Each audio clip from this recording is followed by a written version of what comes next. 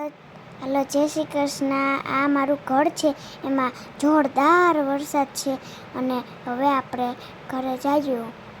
મમ્મીને કહ્યું આપણે કે પુડલા ખાવાનું મને બહુ જ મન થયું છે, એટલે જલ્દી મમ્મીને કહ્યું કે પુડલા બનાવો. તો મમ્મી પહેલાં જ પુડલા બનાવતા હતા મારી સાથે. તો હાલો, મમ્મી લસણ ખાંડે છે. પુડલાની તૈયારીમાં જ લાગ્યા છે મમ્મી.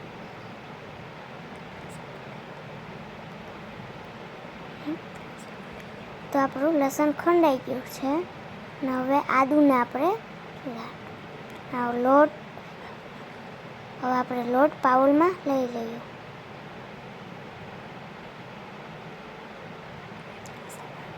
અને એમાં હવે મસાલા નાખીએ.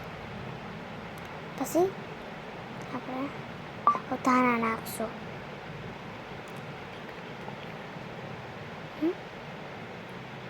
હવે હિંગ નાખશું અને હળદર નાખશું અને ધાણા જીરું નાખશું અને નિમક 2 ચમચી નિમક નાખશું આપણે. અને હવે પાણી નાખશું. પાણી નાખીને હવે આપણે હલાવશું એને. આ સરસ બેટર બનાવીએ આપણે.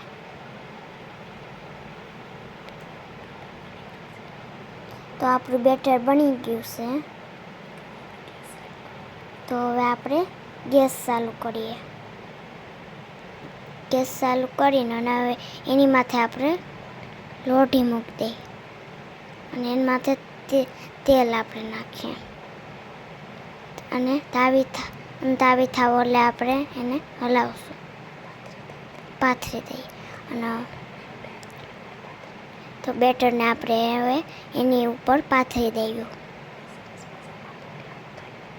અને સરસ મજાના પુડલા ઉતારી લઈએ.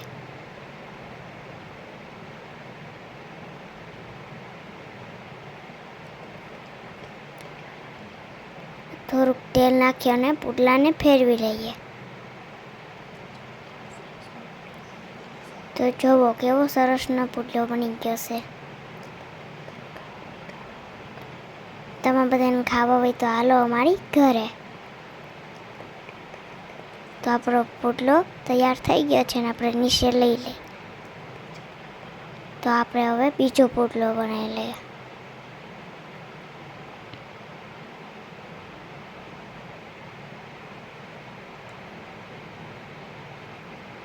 હવે આપણે એને ફેરવી લઈએ. તો આપણો બીજો પુડલો તૈયાર થઈ ગયો. એવી રીતે આપણે ત્રીજો પુડલો બનાવીએ.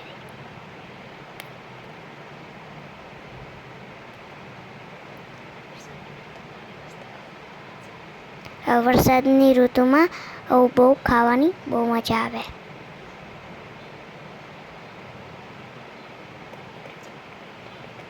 તો આપણો ત્રીજો પુડલો રેડી થઈ ગયો છે. આપણે નીચે ઉતારી લઈએ. તો આપણે એને ગાર્નિશિંગ કરી લઈએ.